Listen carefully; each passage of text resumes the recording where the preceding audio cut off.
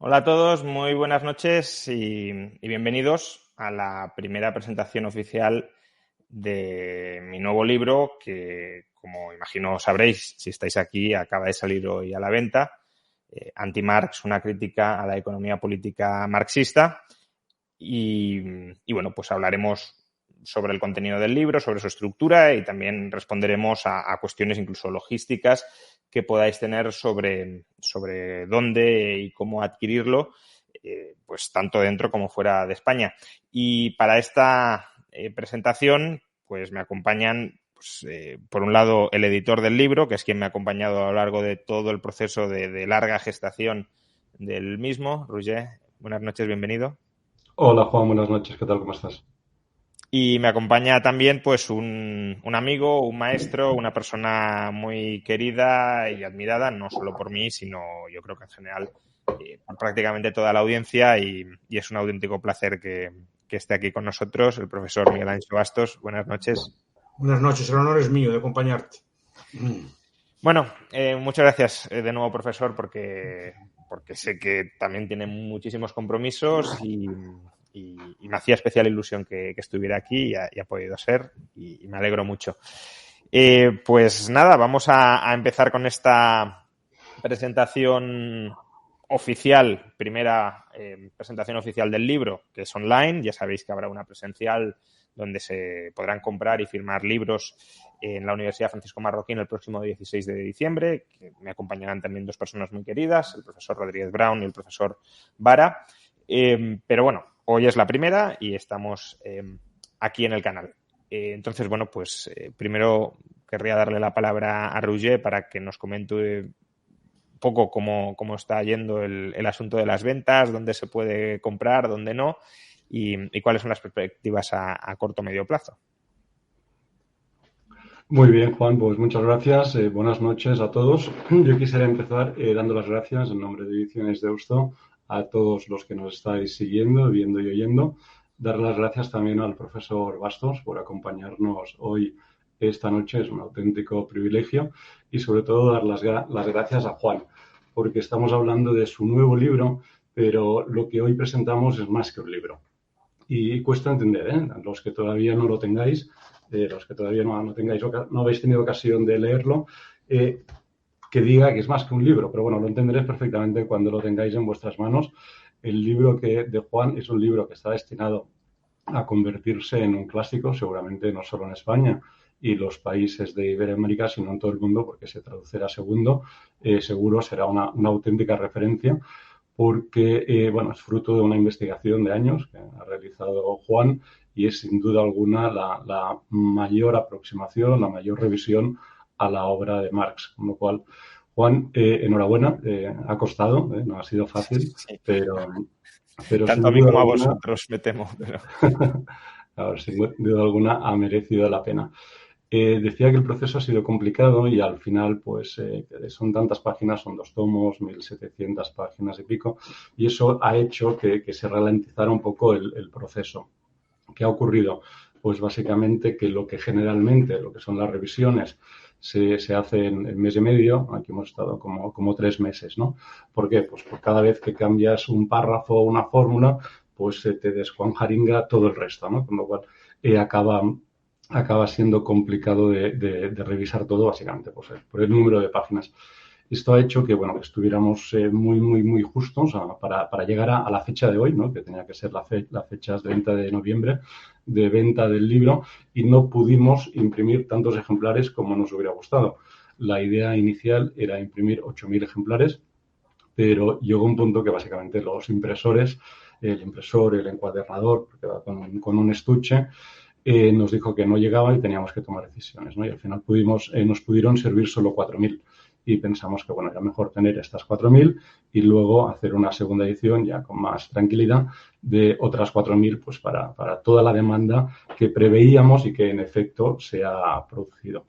¿Qué quiere decir esto? Pues básicamente que hay en estos momentos 4.000 ejemplares, de los cuales unos 700 se destinaron a Amazon y Amazon ya los ha ido mandando. De hecho, hoy muchos compradores pues ya han tuiteado que tenían el libro, con lo cual hay unos 700 que ya están repartidos para todos aquellos que lo compraron en la preventa y hay unos 3.700 repartidos por todas las librerías de España. Con lo cual, ¿quiere decir que no hay stock? No, hay stock. Hay 3.300 menos los que se hayan comprado a lo largo del día de hoy, repartidos por las librerías, pero aún así es recomendable avisar que puede haber cierto, pues ser complicado a veces, ¿no? Lo que me gustaría ahora es simplemente comentaros para aquellos que lo queráis comprar, dónde lo podéis comprar. Hay además dos modos solamente hay dos tipos de demanda. Hay la demanda que lo quiere sí o sí antes del 24, pues porque seguramente lo quiere regalar y quiere asegurarse llegar al 24. Ahora vemos dónde se puede comprar para asegurarse tenerlo antes del 24. Y también puede haber lectores que lo quieran leer, que sea un libro que quieran leer, pero que no tengan una prisa inexorable, es decir, que puedan esperar 15 días. Los que lo queráis para leer y no necesariamente para regalar y os da un poco igual si llega antes o después de Navidades, lo más fácil es comprarlo o encargarlo en la librería o bien comprarlo en Amazon. En Amazon ahora no tienen stock, pero dentro de 15 días, como digo, entrará la segunda edición, con lo cual en 2 semanas, 3 a lo sumo, os lo podrán servir. Con lo cual, si alguien lo quiere leer pero no tiene una prisa excesiva, simplemente comprarlo en Amazon, os llegará cuando lo tengan. ¿Qué ocurre si alguien lo quiere sí o sí? Porque lo quiere leer sí o sí, porque es muy fan de Juan, porque lo quiere regalar, etcétera.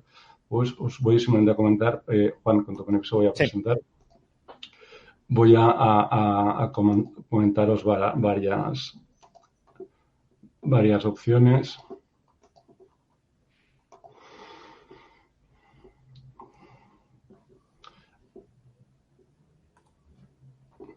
Bien, la primera opción, por supuesto, es Casa del Libro. En Casa del Libro se puede comprar online, todavía tienen stock. Si alguien lo compra ahora mismo y vive en una ciudad medio grande, lo recibe mañana jueves, con lo cual no hay problema.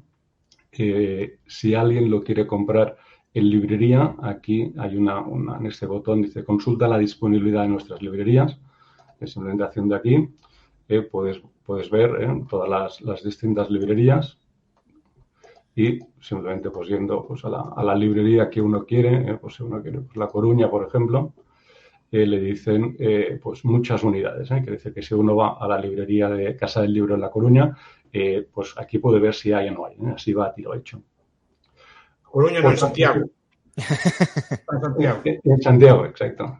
En Santiago también muchas unidades. También lo tienen en Velázquez Moreno 27. Con lo cual, Casa del Libro tiene muchos ejemplares. La primera opción sería siempre Casa del Libro. Hay otra opción que es ir aquí a todostuslibros.com. Todostuslibros.com es la página web del gremio de libreros, pero libreros independientes. No incluye a las cadenas, es decir, no incluye al Corte Inglés, a Casa del Libro, a FNAC, etc. En este caso, aquí podemos ver que en este momento está disponible en 314 librerías repartidas por España. Hay dos tipos de librerías, las que tiene el icono naranja, que tienen stock en librería, y el que lo tienen disponible en 2 o 3 días, ¿no? Porque lo deben tener en otro almacén. Y aquí es tan fácil, esto es el mapa de Madrid, por ejemplo, aquí podemos ver todas las librerías en Madrid. Y es tan fácil como buscar la ciudad. Si uno busca pues a Sevilla, por ejemplo, le dirá en qué librerías de Sevilla lo tienen en stock. Cuando es en amarillo quiere decir que uno puede ir a la librería y encontrarlo. Por ejemplo, pues en Sevilla, la librería Reguera o la librería Botica de Lectores o la librería Palas. Con lo cual, en todostuslibros.com se puede encontrar. Simplemente buscando por localidad, le salen las librerías de esta localidad que lo tienen disponible. Esto es para ir a tiro hecho, sabiendo que uno lo va a encontrar. También se puede comprar en ebook. Por supuesto, en ebook no hay falta de stock. Y, por supuesto, tenemos también la opción del NFT, que pues, en la página del NFT, que lo presentamos el otro día, pues se puede también comprar. En este caso lo compras de alguien que lo quiera vender. Hay gente que ahora lo vende, pues esto lo vende en 1.236. Un poco caro, quizá. Un poco más caro. Pero bueno, hay varios para todavía que se pueden comprar. ¿Qué ocurre con los lectores de América Latina? Bien, los lectores de América Latina lo pueden comprar en ebook hoy mismo, en cualquier retailer, en librerías Gandhi, en México, en Bajalibros, en Argentina, en Google, en Amazon, ahí donde se compran libros electrónicos, en la tienda de Apple, en la eBooks Store, por supuesto. Y hay otra opción, que es esta de aquí, que es bookdepository.com. Bookdepository.com es una página tipo Amazon, pero que se ocupa de mandar libros a todo el mundo. No es tan conocida como Amazon, pero funciona muy bien.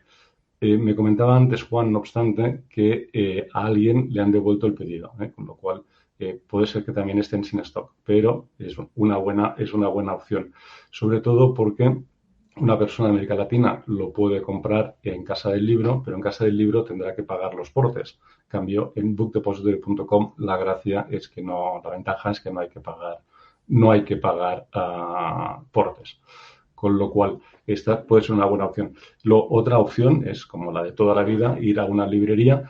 Puede que en las librerías no esté, pero se puede pedir, porque todas las librerías están conectadas a la red comercial de Planeta y simplemente pues el librero lo pide y cuando lo recibe pues llama al cliente y le dice que ya lo puede ir a recoger. En resumen, hay poco stock, pero hay, y estas serían las opciones que en estos momentos podemos ofrecer. Pues muchas gracias, Roger, por las indicaciones que, bueno, es un problema de corto plazo. En un par de semanas va a haber ya stock suficiente en todas partes y no habrá ninguna dificultad, pero bueno, para quien tenga prisa le puede ser útil. Y ahora, bueno, yo creo que el momento que todos estáis esperando, yo también, la opinión y la valoración y el juicio del profesor Bastos sobre el libro, que ya se lo ha leído. Es decir, yo creo que el profesor lee más rápido que las imprentas imprimen libros, porque tenemos una cierta falta de stock en cuanto a imprentas, pero el profesor ya se lo ha leído y además el profesor lee los libros no superficialmente, sino a conciencia, con lo cual eso tiene, por supuesto, mucho más valor. Pues todo tuyo, profesor. Pues muchas gracias. Es un honor estar aquí, como uno puede ser menos, en la presentación de un libro tan relevante. Voy a seguir el ritual de las presentaciones de libros. Primero presenta, como no, el editor, después se hace una especie de laudatio, después habla el autor del libro, que es como debe ser, que es el que lo hizo. Yo simplemente me limitaré a alabarlo un poco. Si fuera otro concepto, haría alguna crítica, pero no voy a hacerla. También se puede hacer, no pasa nada. Sí, hombre, si después se citarán las preguntas. En las preguntas, sí. El rito no es eso, el rito es que hay que alabarte y hoy mereces alabanza. A ver, tengo aquí la edición gallega del Manifiesto Comunista, ¿no? Como saben, al final tiene 10 puntos. Expropiación de la propiedad de la tierra y empleo de la misma. Vale. Impuesto progresivo, abolición del derecho de herencia, confiscación de la propiedad a los inmigrantes. Supongo que eso se refiere a los inmigrantes en las guerras civiles. Centralización de los medios de transporte, fábricas públicas o nacionales, obliga del trabajo y centralización del crédito, educación pública y gratuita, y después superación de la diferencia entre ciudad y campo. Bien, son 10 puntos. De estos creo que los 10 puntos, creo que 7 o 8 están cumplidos ya. Y los otros 2 a medias.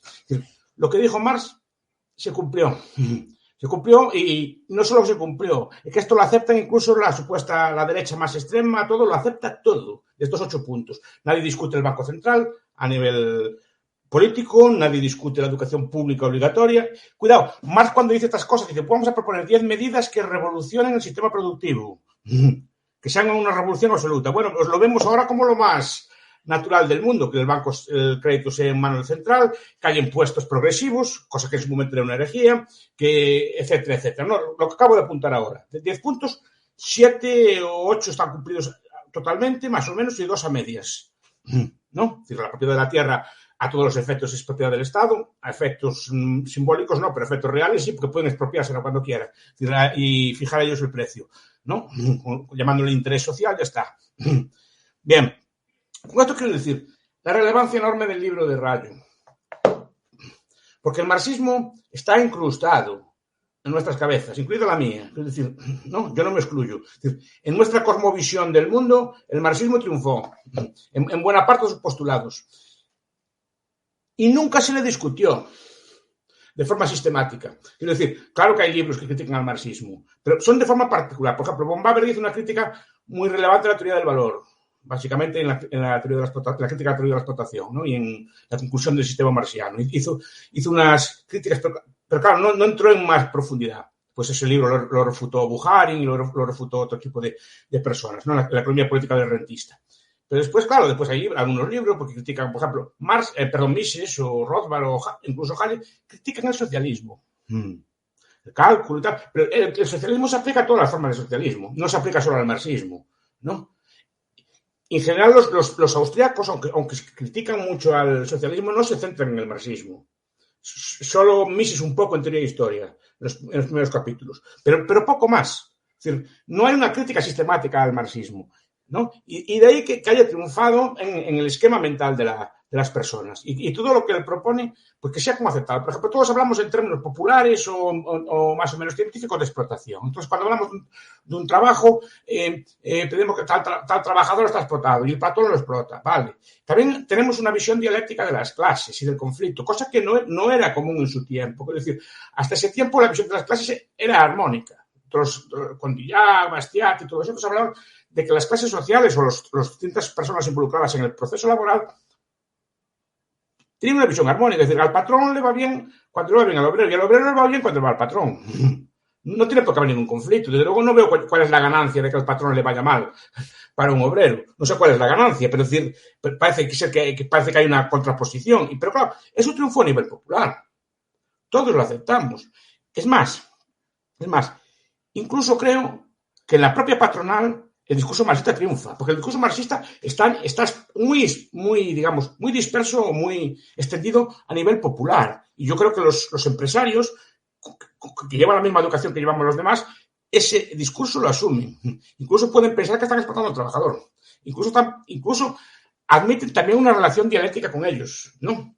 Claro, en todos los efectos, a nivel político, todas las leyes laborales, por ejemplo, ¿no? Es que se parte de una base de que hay una parte más fuerte que explota a la otra. Entonces hay que establecer una serie de requisitos para igualar a las dos partes. Pero todo eso tiene su origen en este señor, o estos señores, Marx y Engels, porque no sé, muchos libros los hicieron, muchos libros hizo Engels y los firmó Marx, pero bueno, y es otra cuestión. Pero quiero decir, ahí está la relevancia. Y nunca se le hizo una crítica sistemática. Sistemática punto por punto. Sería la teoría de la explotación, pero por ejemplo, claro, Rayo apunta cosas muy buenas. Por ejemplo, entra en el punto central, la teoría del valor. O sea, el sistema marxista, o el sistema marxiano, como se refieren ellos, es un sistema, yo creo que muy bien construido. Es decir, yo le tengo mucho respeto al marxismo. Igual que no solo tengo otras teorías, al marxismo sí que le tengo mucho respeto intelectual. Es un sistema muy completo, muy bien trabajado, muy sólido. De ahí el mérito del libro, ¿no? Pero es un sistema muy construido. Pero tiene un talón de Aquiles. Si se le toca el talón de Aquiles del marxismo, se cae, se derrumba como un gigante. Es como un gigante con los pies de barro, ¿no? Y los pies de barro son la teoría del valor. Si el sistema marxiano está equivocado en la teoría del valor, el sistema marxiano se derrumba. Se derrumba porque entonces no hay explotación. Si no hay explotación, no hay robo. Recordemos que Marx del capitalismo no habla mal. Dice que es un sistema muy progresista, muy productivo, muy revolucionario incluso, derribó la muralla china, como dice en el manifiesto, y en otros libros. No habla mal de él. Incluso le tiene cierto respeto. Lo que dice él es que en el sistema laboral, en el sistema productivo, hay un robo. Y ese robo es el que invalida el sistema capitalista. Ese robo es el robo del tiempo, es el robo de la plusvalía, es una especie de robo. Pero si no hay tal robo? Si no hay tal robo, el sistema se derrumba. Con todos los logros que haya tenido, se derrumba el sistema por la base. Y esto es la clave del libro de Rayo, que ha dedicado, primero, un libro entero a explicar el marxismo, explicarlo de forma inteligible, porque el marxismo no es muy complicado. Marx escribe bastante bien, incluso simpático a veces. Yo cuando leía El Capital me reía a veces cuando se burla de los economistas burgueses, pero no tiene cierta chispa, es ingenioso. Es decir, no es un señor que escriba mal. Quitando un par de capítulos, el libro es muy legible y es un libro muy interesante, ¿no? El problema son los marxistas, después que lo escriben de una forma muy complicada, sobre todo lo que llaman ahora el marxismo occidental, que escriben de una forma muy complicada, muy abstracta, muy difusa, etc., ¿no? Y si se ataca eso, y Rayo ataca donde hay que atacar, en la teoría del valor. Si la teoría del valor del trabajo es equivocada y por tanto no hay una explotación, el sistema marxista se cae por sus pies. Entonces, claro, Rayo a partir de ahí se centra bien en explicar todo eso y por qué no hay explotación en el mercado laboral. Y repito, eso nunca lo había visto tan completo como esto. O sea, nunca había visto un libro tan completo que toque todos los temas del marxismo como esto, que entre en el valor y que entre en otras cosas después. Pero después no solo se queda en el valor, entra en las distintas formas de explotación. Es muy ingenioso. El profesor Rayo, cuando habla, por ejemplo, que no, claro, por ejemplo, claro, puede explotarle el trabajador, pero, por ejemplo, puede explotarle la central eléctrica. No, es que digo, sin el trabajo no hay valor, ¿vale? No hay valor, efectivamente. Si no hay trabajadores, no hay producción. Pero si me falla la electricidad, tampoco hay valor. Entonces puede llegarme Naturgy, puede llegarme Iberdrola y decir, ladrón, yo te vendo la electricidad a un precio y tú te haces de oro con mi electricidad. Y sin mi electricidad no podrías hacer nada. Estás robando, me estás sacando una plusvalía en mi electricidad. Mire, señor, yo le compro la electricidad al precio que usted me la vende. Yo el beneficio lo saco de lo que yo hago con esa electricidad, no de tener electricidad. Yo el beneficio no lo saco de tener trabajo. Si fuera por explotación, porque ponemos a los obreros a trabajar, hacer cintas de cassette, ¿no? Y les pagamos muy poco y ya nos hacemos de oro con eso. No, señor, o ponernos a hacer, por ejemplo, en vez de hacer trajes en gris marengo, podemos hacer trajes en lo que sea azul fosforito o azul pitufo, ¿no? Hacemos trajes de azul pitufo y explotamos mucho al trabajador, le pagamos muy poco y nos hacemos de oro. No, señor. Aún si hace usted trajes de caballero de azul pitufo, incluso el salario magro que le da a los trabajadores está perdido, porque el beneficio no deriva del trabajo. El beneficio deriva de lo que hace usted con el trabajo, de lo que decide hacer con él. Y eso lo explica muy bien el profesor Rayo. Y es muy interesante. Además, después entran las hipótesis y utilidades del marxismo, las leyes del movimiento, ¿no? Que me gusta mucho, la concentración de capital en menos manos, pues esto, la pauperización, siempre dicen así, la pauperización del proletario. Entonces yo me acuerdo de la proletación cuando voy a la fiesta del pan de millo, la fiesta del pan de maíz o la fiesta de la soba, allí que van, como se ven, van los multimillonarios allí, veo aquí petado de coches que no hay aparcados, y el proletariado está paupérrimo. que no hay de tanto coche que van a comer el pan de maíz, no se entra, ¿no? Pues debe ser que está, pero digo, lleno de coches, porque está el proletariado pauperizado. Pero yo no veo yo esa pauperización, ¿no? Pero esa concentración de capital de menos más, esa explotación subsiguiente, ese empobrecimiento, ¿no? Y él lo va criticando uno por uno, y va criticando, por ejemplo, el origen todo de la plusvalía, el origen del capital, ¿no? Ese origen es el cercamiento, esas cosas que le gustan tanto a Polanyi, ¿no? Estas cosas así de cercar.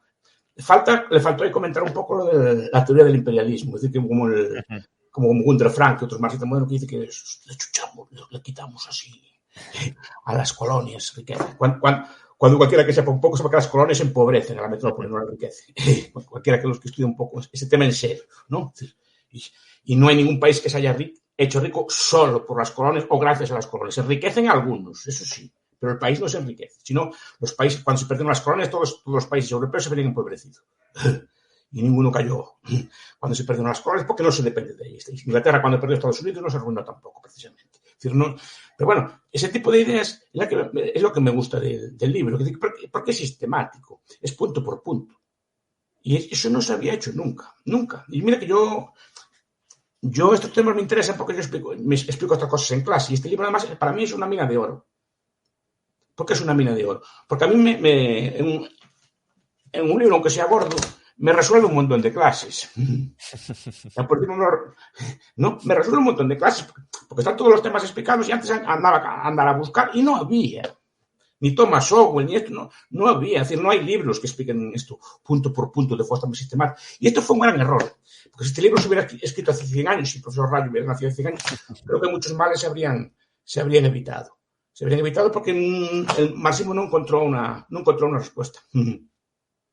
Los austríacos se dedicaron a criticar a Keynes, o se dedicaron a criticar a otras escuelas, incluso a los Chicago, pero al marxismo, no al socialismo. Al marxismo no lo criticaron, en la base de su valor, Se centraron en aspectos propios de circuitos del socialismo, de la ineficiencia, de cosas que son muy interesantes, pero no centraron en... Y el marxismo es muy popular, porque el marxismo es una teoría muy sistemática y hay que tenerle mucho respeto, porque no solo es la economía. Es que el marxismo se preocupa de todo y es una cosa que yo envidio mucho a los marxistas, porque tienen literatos. Ahora estaba leyendo tratando precisamente, a mí en este momento estoy estudiando teorías del fascismo, teorías económicas del fascismo, que me interesa el tema, y la literatura es marxista, toda. Toda es marxista. Pero lee uno literatura, lee los clásicos de literatura, la crítica literaria es marxista. Lee historia y los mejores historiadores son marxistas y son buenos. ¿No? Pero es que hasta la aplican a la biología, pero puedo decir, pero se aplica a todas las disciplinas, a la política, a la sociología, a toda la teoría de las clases que también aborda el profesor Rayo, y eso que Marx dejó inconcluso el capítulo, ¿no? En el Capital, pero la teoría de las clases, ¿no? Es decir, como hay toda una literatura, Eric Olin Bright, que cita, pero muchos otros, Osowski y otros, que hablan mucho, Osowski no tanto, pero Eric Olin Bright y toda de hecho, el propio concepto de estructura de clases o de clases es un concepto marxista. Un liberal hablaría de estratos, no hablaría de clase. Pero hasta copiamos los conceptos y todo lo tenemos imbuido, repito, todos tenemos incrustado todo esto. Entonces, el libro, aparte de eso, aparte de ser una joya, una mina de oro, hablamos de valor subjetivo, para mí vale mucho más de lo que cuesta, ¿no? O sea, pero es subjetivo. Yo creo que no sé si se puede aplicar aquí la teoría objetiva del valor, pero para mí vale muchísimo porque para mí como profesor me resuelve un montón de dudas, me ordena mucho las teorías y me resuelve un montón de clases o de temas que yo toco estos temas mucho en clase. Ahora, menudo tocho. No, no. Yo no, a ver, al austriaco le gustan los libros gordos, ahí no soy. A mí me gusta el libro gordo porque el libro es gordo y supuestamente como el libro gordo pasas tiempo con él. Entonces al final acabas asimilándolo mejor que un libro que lees en un par de horas, ¿no? Y pues bueno, además estoy en plenas clases, vamos a leer el libro de Rayo. Oye, lo leí en 3 tardes. Y no hablo en serio, no hablo de broma. No hablo porque lea rápido, porque es un libro súper interesante. Es decir, no es solo, y no estoy haciendo propaganda. Es que es súper interesante. Es decir, vamos a leer. Aparte, hay que felicitar al editor. Todos los libros de su editorial se leen muy bien. Digo como objeto físico, ¿no? No solo como por la calidad del contenido. Como objeto físico me gustan mucho los libros de esta editorial, porque se leen muy bien. Son súper, no sé, tienen un tipo de letra que me gusta, son fáciles de manejar y se leen muy bien. Además se pintan muy bien, porque yo los pinto de colores. Para esos son míos, ¿no? Pero... Oye, se lee muy bien. Y dice, bueno, pues menudo tal. Porque el marxismo el problema que tiene es que, repito, no es Marx, pero sus discípulos empiezan a hablar de la condensación de las clases, empiezan a hablar de cosas así de estas, ¿no? De la autonomía del Estado, no sé qué, que se condensa, que se junta, no sé qué, no sé cuánto. Que ha de ser, ya, no por el libro, pero ya como usa esos conceptos, no, pues se lee de maravilla. Se lee de maravilla, está bien escrito, es decir, que no es el típico, aunque muchos críticos de Marx, aun criticando a Marx, entran en el marco mental de Marx y critican sus palabras y lo hacen complicado. Pues no, al revés, es un libro, a mí me... Bueno, lo tengo que leer porque ahora tengo que leer esto, ¿no? Y tenía que dar unas clases, tenía que probar otras cosas, pues leerlo así a trozos, ¿no? A 100 hojas cada día, una cosa así para irlo leyendo. Oye, empecé y no paré. No es para hacer la pelota, porque yo cumplo con los compromisos, pero pensaba leerlo a trocitos para llegar al día. Hace 10 días que lo leí ya. Desde que me llegó allá a casa, lo cogí. Vamos a empezar con... porque se lee bien y es entretenido. Y es súper ameno. Y además a veces hace digresiones, habla usted del evolucionismo, cosa que ya no me gusta tanto. Las psicologías evolutivas y así. Pero bueno, pero eso ya son cosas mías, ¿no? Pero bueno, pero es muy, no solo muy leíble, es como dice un discípulo mío, muy nutritivo. Porque hay libros que son nutritivos. O sea, hay libros que hay que destilarlos, ¿no? Hay libros que a lo mejor de 500 páginas sacas 2 ideas o un par de frases, un par de ideas. No, era idea tras idea, idea tras idea, idea tras idea, ta. Y esto es una cosa que hasta casi abruma. Pero digo que yo creo que el editor dice que este libro sí va a ser un clásico. Más me gusta el título, es un título muy marxista, incluso, por anti-Düring. Y Marx le gustaba mucho la palabra crítica en sus libros, incluso la palabra crítica, y me gusta mucho que use este tipo de conceptos. Además, repito, imita el Capital, es un libro así voluminoso y tal. A mí me gustan esos libros. Entonces, felicitar tanto al editor como al autor, claro, porque creo que sacaron un buen producto. Pues muchísimas gracias, profesor. Yo es que después de lo que ha comentado, pues tampoco tengo mucho que añadir porque no puedo mejorar sus palabras. Y en todo caso las agradezco mucho porque hay una relación muy cordial entre nosotros, pero eso no... Sé que es honesto en sus palabras y por tanto que, aunque siempre es muy amable y sé que aunque el libro no fuera muy malo, pues intentaría, aunque el libro fuera bastante malo, intentaría decirlo de alguna manera que no sonara muy duro, pero bueno, al final sé que se sincera y por tanto son palabras muy bonitas las que me ha dirigido y las agradezco mucho. Bueno, ya digo, no sé qué añadir después de todo esto. Quizás simplemente explicaros un poco cuál es la estructura del libro y posteriormente, eso sí, responder las preguntas que tengáis, tanto yo como autor, como Roger como editor y por supuesto el profesor Bastos como lector crítico del libro. Yo creo que es el primer lector que habrá tenido. Bueno, el primero no, porque ya lo han comentado, conté con buenos revisores para mejorar el libro, pero el primer lector de la edición física terminada, sin duda. Entonces, bueno, ¿cuál es la estructura del libro? Pues como ya sabéis, el libro son dos tomos. El primer tomo es exclusivamente una descripción, un resumen de las ideas de Marx. Creo que en sí mismo ese tomo es valioso porque no es un resumen meramente del Capital. Si lo fuera, ya sería en sí mismo valioso. Quiero decir, Diego Guerrero tiene un libro pequeñito, pero útil bueno, va resumiendo capítulo por capítulo el Capital y a mí me sirvió de orientación y es un libro que valoro, pero no se queda el primer volumen en un resumen meramente del Capital, sino que lo que pretende hacer es resumir toda la muy extensa literatura, alguna publicada, la mayor parte ni siquiera publicada, de Marx y en gran medida de Engels. Pensemos que las obras completas de Marx y Engels, y bueno, realmente ni siquiera son completas, pero bueno, las obras completas en la edición inglesa son 50 tomos. Pues, bueno, pues he intentado extractar de esos 50 tomos todo lo relevante y exponerlo de una forma integrada y coherente.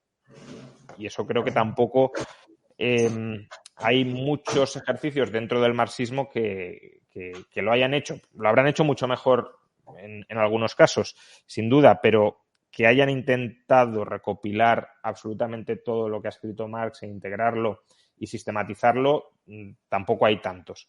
Por tanto, el primer tomo yo creo que tiene también su importancia, su relevancia y que puede ser de utilidad para aquellas personas que no conozcan nada del marxismo. No digo que no haya que leer a Marx, por supuesto, siempre acudir a las fuentes primarias, pero aunque uno no sepa nada de marxismo, leyendo el primer tomo puede conocer bastante sobre el marxismo y se puede formar bastante sobre el contenido de las ideas de Marx y de Engels. Y además, tal como está escrito, las referencias a la obra de Marx son continuas, con lo cual uno puede leer el resumen de alguna idea que hago y buscar dónde se encuentra esa idea en una página concreta de una obra específica de Marx. Por tanto, bueno, si uno quiere ampliar incluso más allá de lo que esté escrito en el tomo primero de este libro, lo puede hacer cogiendo los libros de Marx y leyéndolo de la mano del tomo primero. Pero, desde luego, lo más importante, creo, es el tomo segundo, que es donde está la crítica sistemática, y he pretendido que sea sistemática, como decía el profesor, a prácticamente, yo creo que todas las ideas, todas o prácticamente todas las ideas de Marx. No del marxismo, porque luego el marxismo se desarrolla mucho más del núcleo de ideas originales de Marx. Se aplica en muchos otros ámbitos y en muchos de ellos no me meto efectivamente.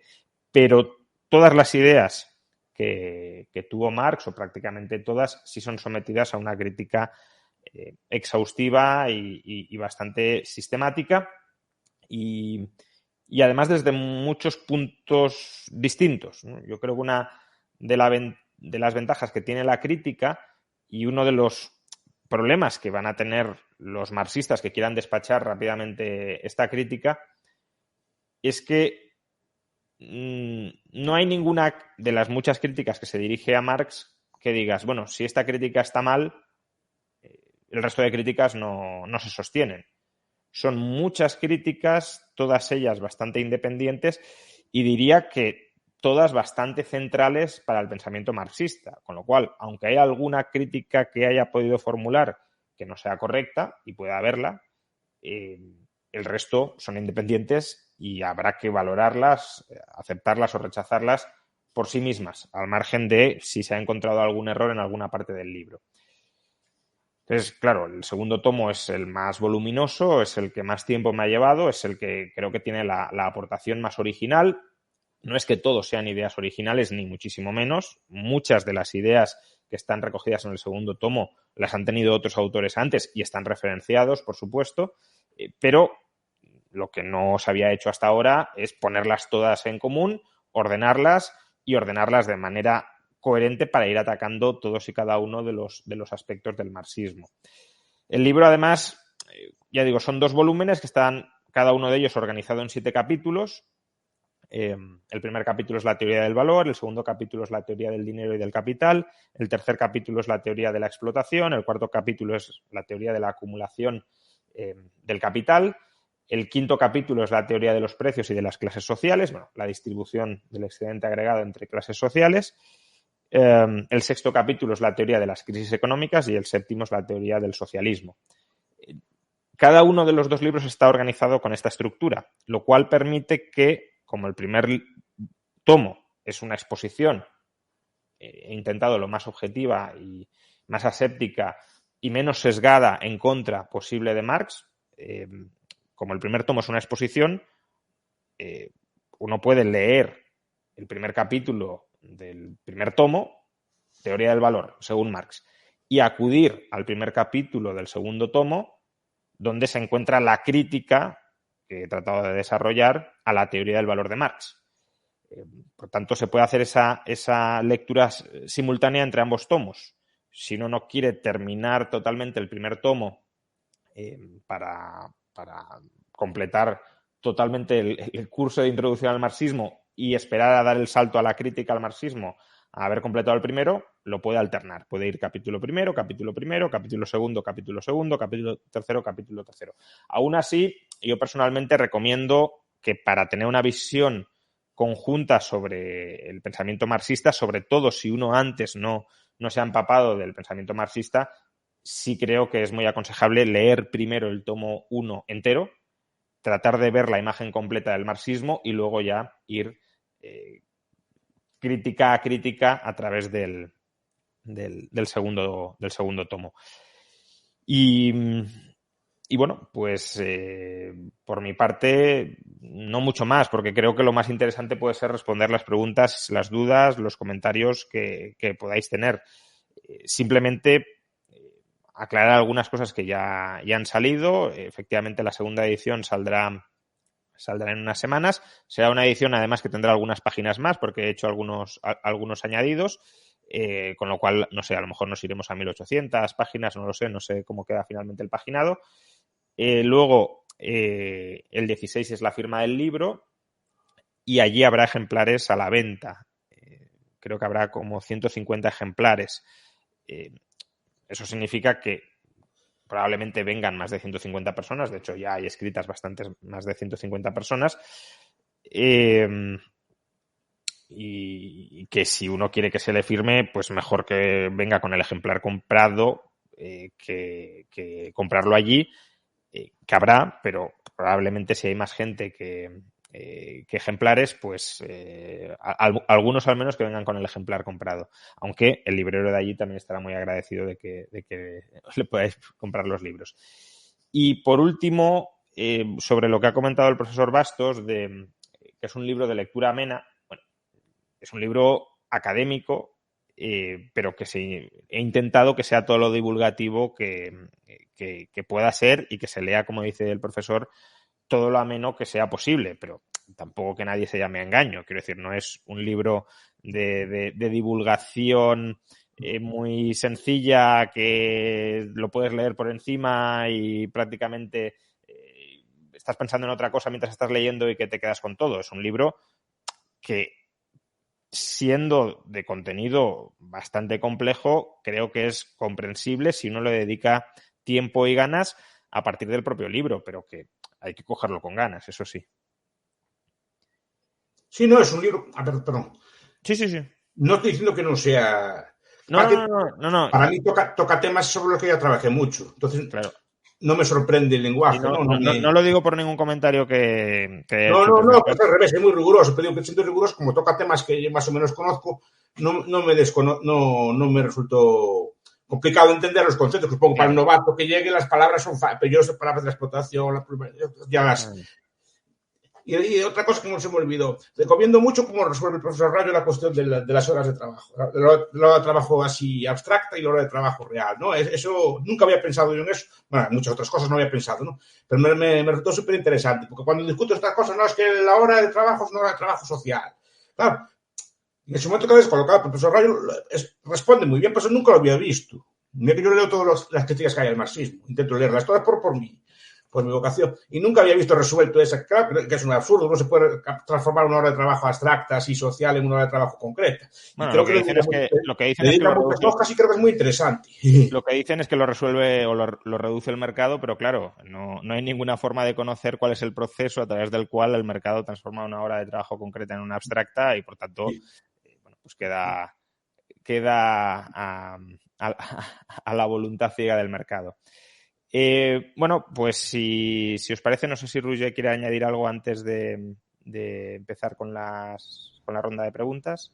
No, apuntar esto que decías, que simplemente para comparar los que hayan leído Liberalismo, tu último libro, claro. simplemente comentar que es un libro muy distinto.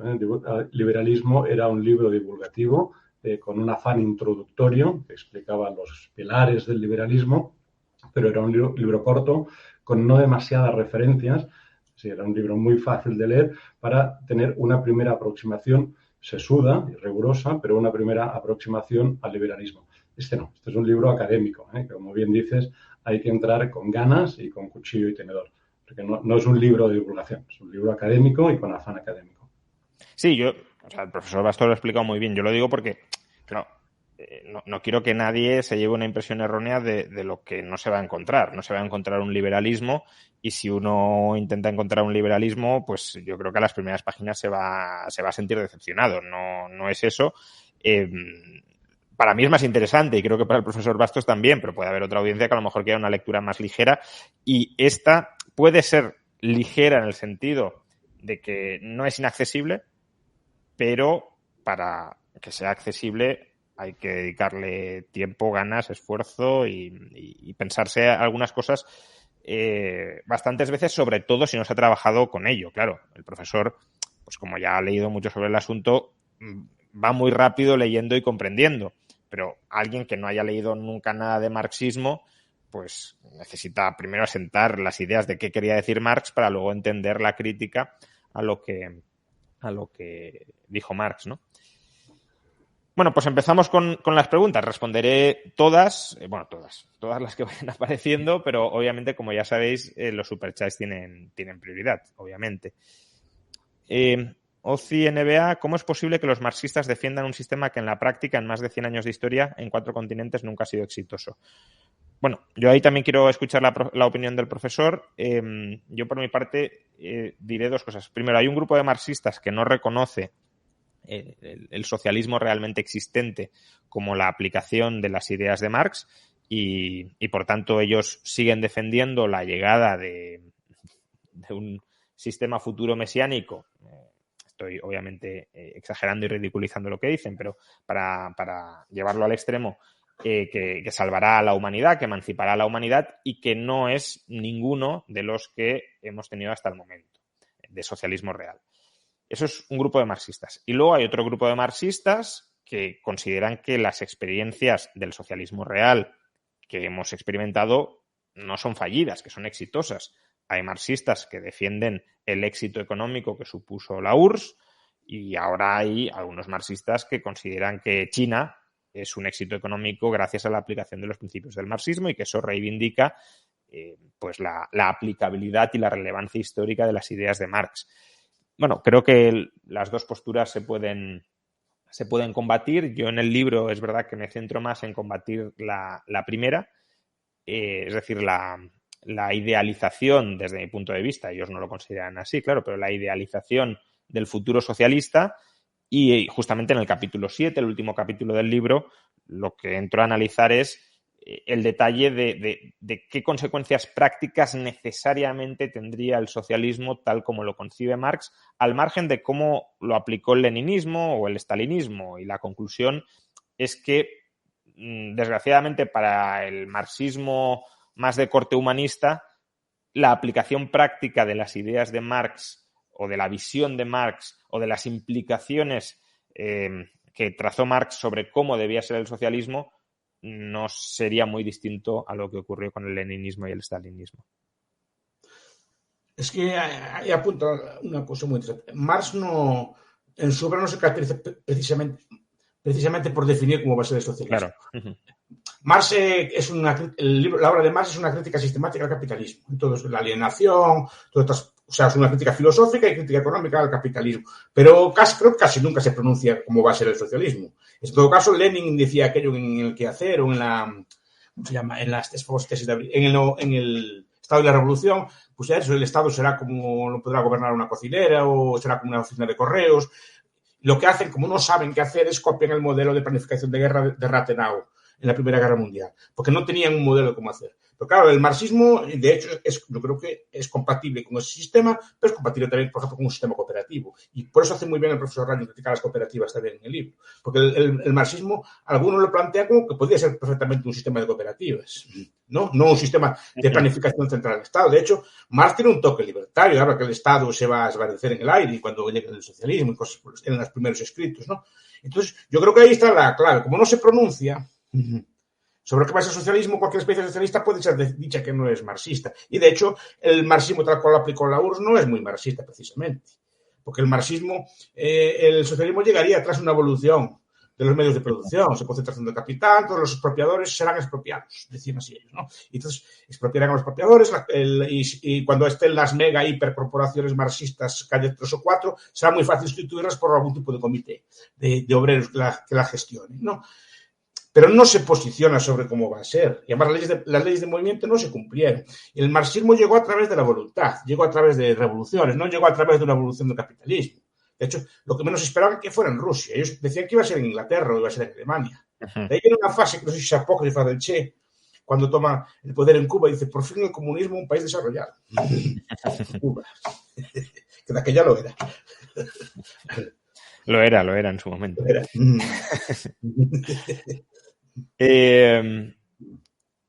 A ver, seguimos también con OCI NBA. Profesor Bastos, estoy viendo por segunda vez la serie de 6 vídeos Ideologías y Teología Políticas Contemporáneas. Muy buenas clases. Bueno, muchas gracias. Están en YouTube, ¿no? ¿Entiendo? Lo digo sí, eso las di hace años. Las di así como... porque a lo mejor otras personas las quieren ver. O sea, que están accesibles. No creo que sea gran cosa, pero bueno. Bueno, yo creo que ahí discrepamos muchos en la calidad del contenido que sí tiene. Cultura Bucios dice, el 3% de ricos tiene el 80% de la riqueza global. Fin. Bueno, aparte de que esas estadísticas no son así, pero hay que tener presente que en ese 3% de ricos probablemente estés tú. Quiero decir que muchas veces decimos el 3% o el 10% de los ricos controlan el mundo. Bueno, ya, pero es que el 10% de los ricos o el 3% son la clase media alta o media de los países occidentales. Y como dijo una vez Johann Norberg, si tienes 1 euro en el bolsillo y no tienes deudas, tienes más riqueza que 1.000 millones de personas. porque hay 1.000 millones de personas en el mundo que tienen riqueza negativa. ¿Por qué? Porque sus deudas superan sus activos y porque muchos activos no se están contabilizando en estas estadísticas.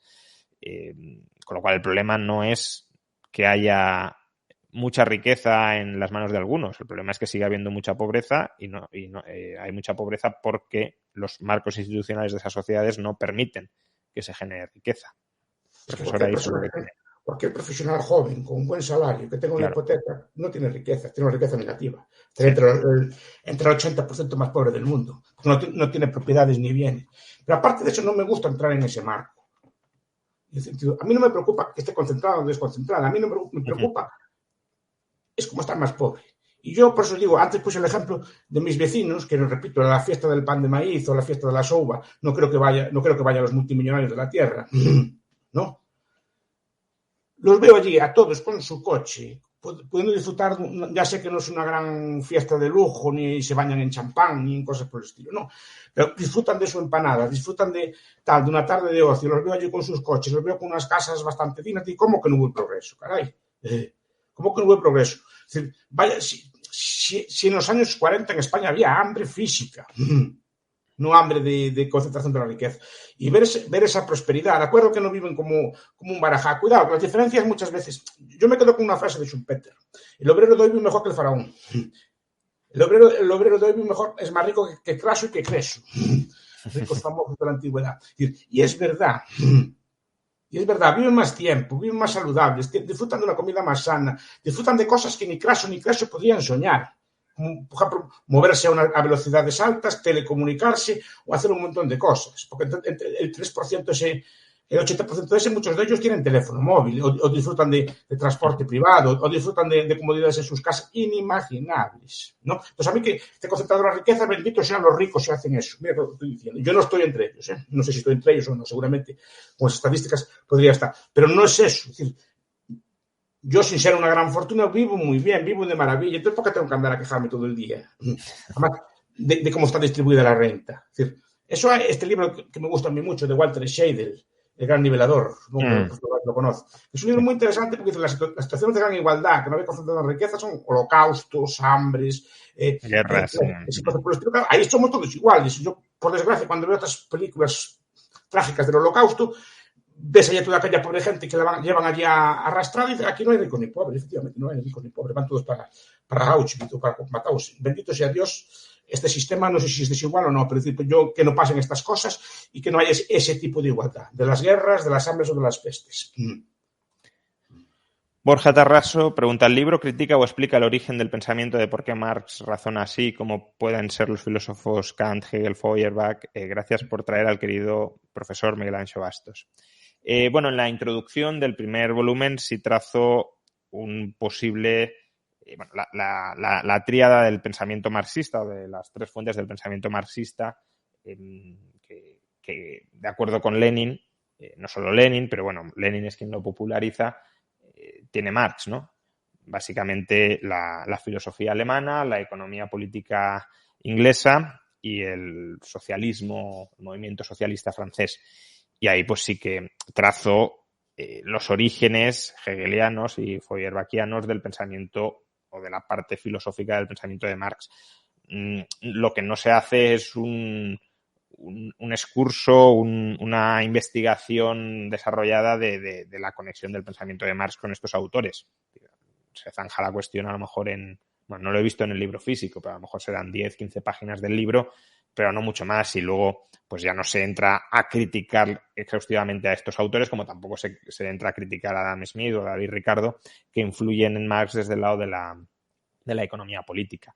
Pero sí se expone ese origen y cómo influye en Marx, tanto por el lado de la dialéctica como por el lado del materialismo. Y lo que sí se hace en el tomo segundo, en el capítulo 7 concretamente, es criticar la dialéctica y el materialismo en aquello en que sea criticable. La dialéctica bastante, el materialismo a lo mejor algo menos, pero llevado al extremo en el que lo lleva Marx sin duda también. Adrián Fuentes, que fue alumno del máster en Economía UFM OMA y que tiene mucho aprecio intelectual al profesor, dice, según el patrón es el profesor Bastos, ¿cuál es la mejor crítica de Rayo a la teoría del valor-trabajo? Bueno, que decir que básicamente decir que el trabajo el valor no puede derivar del trabajo, sino, a ver, yo siempre pongo el ejemplo en las clases de cómo se cogían antes las perlas. Creo que está sacado de algún libro que leí hace tiempo, ¿no? Antes, para coger perlas tenía que sumergirse un hombre o una mujer a jugarse la vida y coger una perla, una ostra, abrirla, coger la perla y sacarla. Entonces decía el marxista, bueno, la perla vale porque le hace falta trabajo cualificado, no sé qué sé, para sacar esa perla que se juega la vida. Es el trabajo de ese hombre que da valor a la perla. Si fuera el trabajo del hombre que da valor a la perla, sería cualquier cosa que tocara ese hombre tendría valor. Es decir, que si en vez de nadar y coger una ostra, una perla, coge una piedra que hay al lado de la ostra, esa piedra, por la magia del valor trabajo, tendría que valer, ¿no? Y no es así. El trabajo puede aportar valor o no aportarlo o quitar valor, ¿no? Aparte, lo que explica el profesor Rayo también, que tiene muchas cosas, por ejemplo, como la tierra, que toca ahí, la tierra, los recursos naturales, ¿de dónde sale el valor? Yo añadiría, por ejemplo, cosas como la localización. ¿Por qué un tercer piso vale más que un segundo o al revés? No sé si me explico, si el trabajo es el mismo. O porque un local o un edificio en el centro de un sitio vale menos que en las afueras, o vale más que las afueras, siendo el trabajo el mismo para hacerlo, ¿no? O porque una casa al lado de la playa vale más que una casa en el interior. Es decir, ¿no? Ese tipo de cosas son las que explican que el valor de las cosas no deriva del trabajo, ¿no? O el tiempo, ahí creo que sigue bastante el profesor Rayo con Baber, ¿no? El tiempo, o la calidad de la tierra, por ejemplo, a la hora de hacer un vino, o el tiempo de destilado de un vino, ese tipo de cosas, son las mejores que hay, ¿no? Y creo que ahí es sistemático, porque entra mucho en el factor tierra que otros autores no entran. Muchas veces, perdón, cuando yo tengo entrado en debates, visto debates de estos, que un par de zapatos vale siempre menos que un coche, porque el coche tiene más trabajo, depende de que estén hechos los zapatos. Si los zapatos están hechos de oro, no. No, quiero decir, ¿cómo explica que entonces que un zapato de oro valga más que un coche? ¿No? Porque el oro no deriva del trabajo de sacarlo, el oro deriva de su escasez, o sobre todo de que la gente valora el oro como algo bonito, brillante, o que no se oxida, o lo que sea así. Pues un valor que le da a la gente a ese metal. Porque tiene usos industriales, pero tiene usos que a la gente pues, le gusta, o otro tipo de cosas. Igual que la perla en sí no tiene utilidad, pero la gente la valora porque es bonita, brillante, lo que sea así, ¿no? Y esto es lo mismo, pues, depende de que esté hecho el coche, depende de que esté hecho el zapato. Y ahí está el factor tierra. Yo en el libro expongo pues 4 o 5 críticas yo creo que bastante centradas en la teoría del valor-trabajo. Una es la que está ahora mismo explicando el profesor Bastos, que bueno, los propios marxistas lo reconocen, ¿no? Que la teoría del valor-trabajo, la teoría del valor en Marx, no es aplicable a los bienes no reproducibles, solo es aplicable a los bienes reproducibles a través del trabajo humano. Esto ya es en sí mismo una cierta limitación en su capacidad explicativa. La teoría del valor subjetivo no tiene esta limitación. Puede explicar el valor. Cuando hablamos de valor, podemos pensar en una especie de precio de equilibrio, ¿no? Para orientarnos, porque dentro del marco subjetivista muchos entendemos valor como utilidad y no me estoy refiriendo a eso ahora mismo. Entonces, claro, ahí ya hay una limitación. Te están diciendo, mi teoría del valor es mejor que la tuya, pero la tuya se puede aplicar a todas partes y la mía solo se puede aplicar a los bienes reproducibles mediante el trabajo humano. Bien. El problema es que tampoco hay un criterio de carácter no subjetivista para que nos expliquen qué bienes son reproducibles mediante el trabajo humano y cuáles no. Por ejemplo, mi libro ¿es reproducible a través del trabajo humano o no es reproducible a través del trabajo humano? Bueno, se puede imprimir en una imprenta, pero claro, eso solo es el proceso final de producción.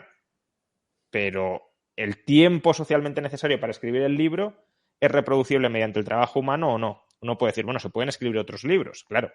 Otros escritores pueden escribir otros libros, pero esos otros libros ¿son sustitutos perfectos del mío o no? Porque si no lo son, ya no es reproducible mediante el trabajo humano y ya puede haber una brecha permanente entre el precio de equilibrio de ambos bienes, ¿no? Luego, bueno, otros problemas que que si uno abandona el supuesto de rendimientos constantes a escala, ya no es cierto que el valor esté predeterminado al margen de la demanda. La demanda necesariamente influye en el valor.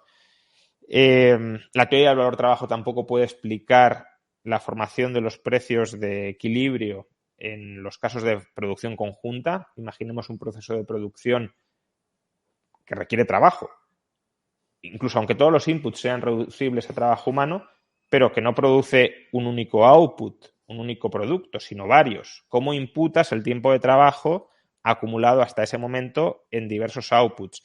Y uno puede pensar, bueno, eso es un caso bastante raro. No es nada raro. Siempre que en un proceso productivo hay un bien de capital fijo, la depreciación hay que imputarla. Y la depreciación, claro, Marx presupone que los bienes de capital fijo se deprecian en función del número de unidades que producen de manera proporcional. Si un bien de capital fijo produce 10.000 unidades, pues el tiempo de trabajo de la máquina dividido entre 10.000. Pero así no se forman los precios. Un empresario puede decidir imputar una mayor proporción de la depreciación futura del bien de capital fijo en el presente, porque en el presente los consumidores pueden estar dispuestos a pagar más. Por ejemplo, en este libro, si fuera necesario amortizar algún tipo de bien de capital fijo, lo podríamos haber sacado a la venta más caro al principio y todos los compradores más deseosos de comprarlo habrían pagado un precio mayor, y luego en el futuro, cuando ya pues son los últimos compradores, los rezagados, los que a lo mejor no tienen tanto interés, lo bajamos, pero ya hemos recuperado toda la inversión en capital fijo a través de los compradores iniciales. Bueno, y luego tampoco puede explicar la teoría del valor-trabajo muchos casos de precios de los bienes duraderos, aquellos que se producen, pero no hay que reproducirlos constantemente una vez producidos. Y sobre todo yo creo que al final la teoría, la crítica más relevante es la que ha apuntado el profesor Bastos, que no existe una forma de reducir el tiempo de trabajo concreto en tiempo de trabajo abstracto y por tanto ni siquiera existe una unidad en la que podamos expresar el valor en términos de horas de trabajo socialmente necesario. Pero claro, ¿eso qué es? El propio Marx dice que no son observables. Entonces, si no son observables, ¿en qué estamos midiendo el valor? Estamos en un razonamiento absolutamente autorreferencial, ¿no? Circular. Y bueno, luego aparte, cuando explico la formación de los precios de producción, también muestro que ya no es que haya un problema de transformación de valores en precios, como reconocen los marxistas, sino que a poco que introduzcamos algunas cuestiones subjetivistas, es que el precio de producción no tiene nada que ver, no tiene ninguna relación con el valor. Eso está en el capítulo 5. Pero bueno, perdonad que me haya extendido más de la cuenta en esto. Guillermo Hispánico se critica el antiliberalismo económico de Polanyi. No es un libro contra Polanyi, aunque, como decía el profesor Bastos, pues bueno, sí hay ciertas críticas que le pueden ser aplicables a Polanyi, por ejemplo, sobre los orígenes del capitalismo. Sí, no, ahí sí que entra, es muy interesante. Hace buenas citas respecto de la teoría de acercamiento. Creo que es muy interesante, sí. Porque es una crítica recurrente, siempre están citándola. Sí, no, vamos, yo creo que la teoría de la acumulación originaria, de que el capitalismo surge a través de la expropiación de las tierras en Inglaterra y demás, es una teoría con un respaldo historiográfico.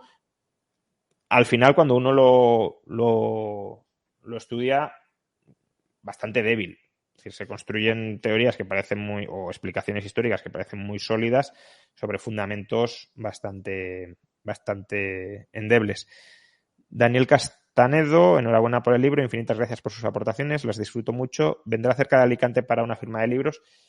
De momento, creo que voy a firmar en Madrid. Veremos si en el futuro puede haber firmas en algunas ciudades. Barcelona, por ejemplo, está ahí pendiente porque ya lo han solicitado y me gustaría, pero bueno, la verdad es que a mí últimamente me cuesta desplazarme, lo siento por temas personales, pero me cuesta y bueno, supongo que habrá alguna firma en alguna otra ciudad, pero de momento no puedo asegurarlo.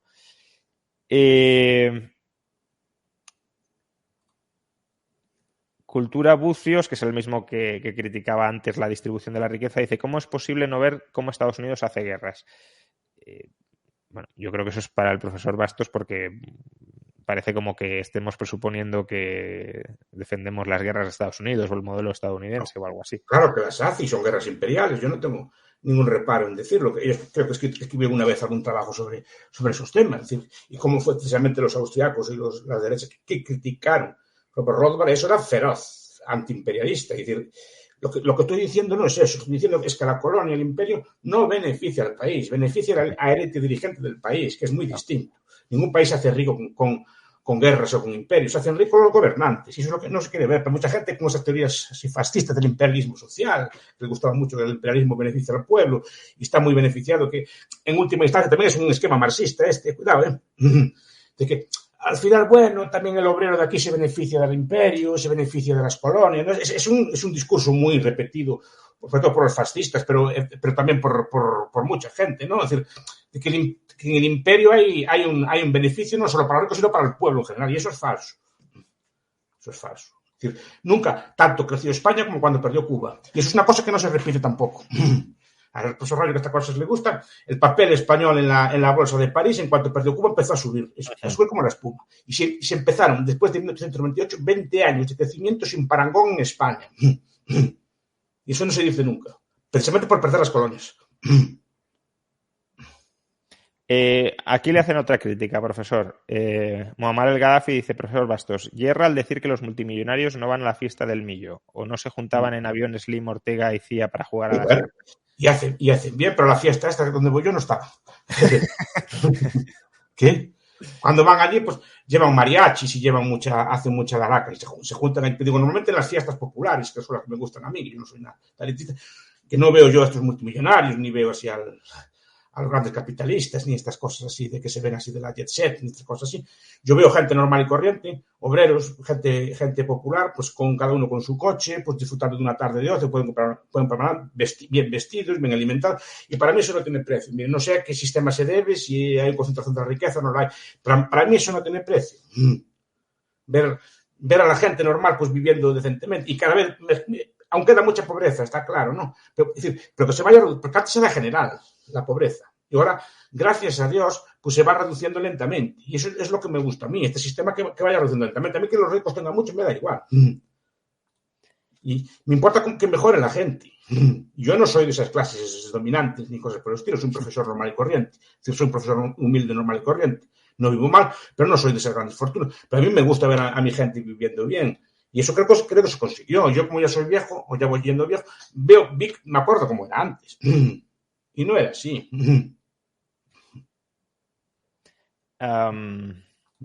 Cristóbal Guzmán pregunta, ¿la teoría económica de Marx es parte de la economía política? Bueno, esta ha sido una de las primeras polémicas que se formó alrededor del libro, antes de que saliera el libro, solo con la portada. Bueno, es una discusión interna del marxismo. Hay marxismos que hablan de economía política marxista, hay otros marxistas que rechazan el término y que lo que sostienen es que Marx no desarrolló una economía política marxista, sino una crítica a la economía política. Bueno, yo creo que al final, según cómo entendamos economía política, es perfectamente defendible que Marx hizo una economía política marxista. Es decir, si entendemos economía política como lo que hacían los economistas clásicos, Marx supera, desborda y expone las debilidades de esa visión, desde el punto de vista de Marx, claro, de esa visión de la realidad social. Básicamente lo que les critica Marx a los economistas clásicos, a la economía política burguesa, es que se queden en las formas sociales y que naturalicen las formas sociales como si no dependieran de las condiciones materiales subyacentes que las han engendrado. Cuando Marx lo que quiere es escarbar detrás de esas formas sociales y ver cuál es la estructura que subyace a las mismas. Y ver que además esa estructura no es fija o constante a lo largo de la historia, sino que va evolucionando y va cambiando por sus contradicciones internas. Entonces, claro, Marx no se queda en la superficialidad de las formas sociales, eso es cierto. Y si por economía política marxista entendiéramos la naturalización del capitalismo, obviamente Marx no hizo eso. Ahora, Marx, él mismo habla de sus libros, por ejemplo, de una contribución a la crítica de la economía política, lo califica como mi economía política. Marx dice que en el Capital él expone lo que los ingleses llaman los principios de economía política.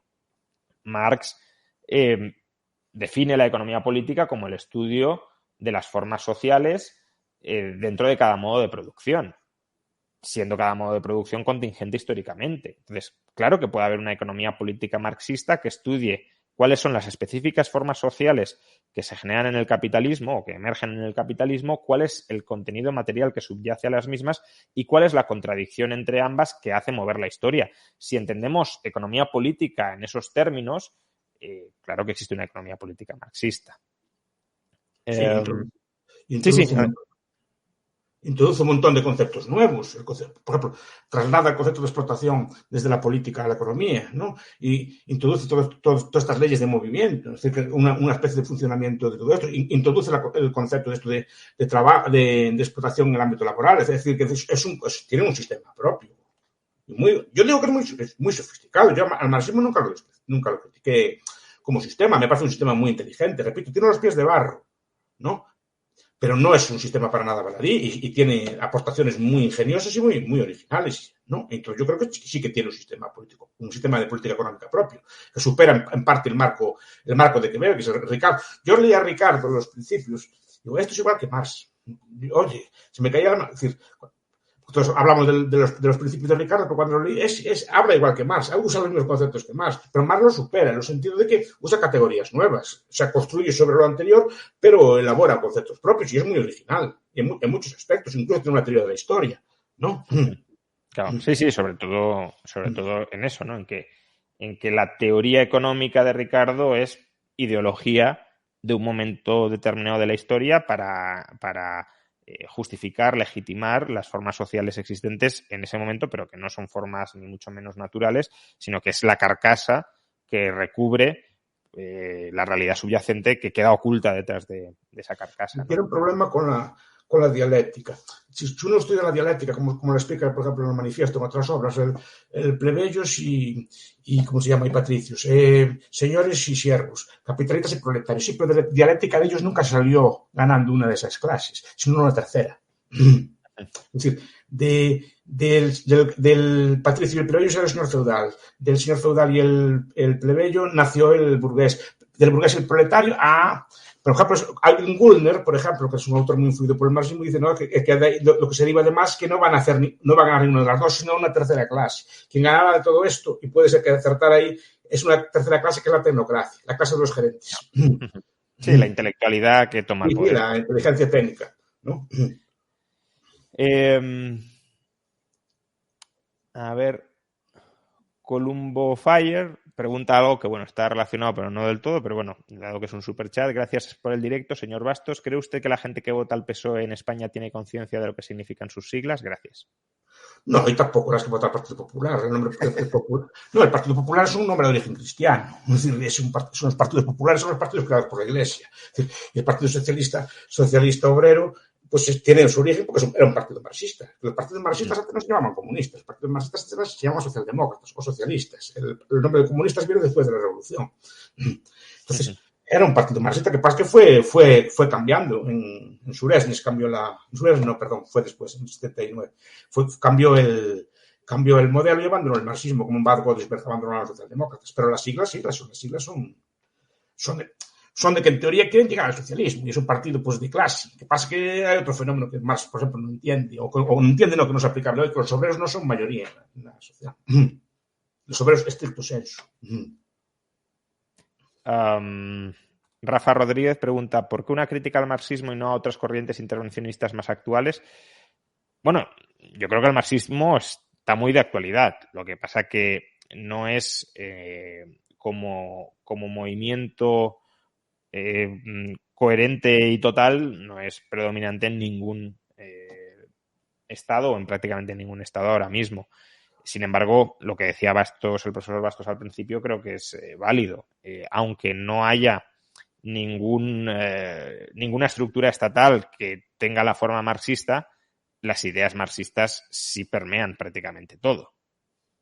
Entonces, bueno, es verdad que se podría haber criticado otras corrientes, se podría haber criticado, por ejemplo, la socialdemocracia nórdica, pero bueno, yo suelo escribir libros para investigar y para aprender de temas que me interesan. Y el marxismo me interesaba porque muchas de las ideas económicas que traslada el marxismo, antes de sumergirme bien en ellas, pues las veía tan descabelladas y tenían tanto apoyo, al menos entre determinados grupos de la población, que quería entender de dónde viene esa clara contradicción entre la realidad y lo que se piensa, o lo que piensan algunos. Y bueno, pues empecé a investigar y la verdad es que no pretendía hacer ni mucho menos un libro tan extenso.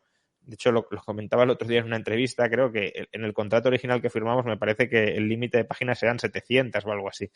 Bueno, pues claro, la expectativa era un libro, hombre, largo, de 700, a lo mejor 750, pero ni mucho menos de 1800 páginas.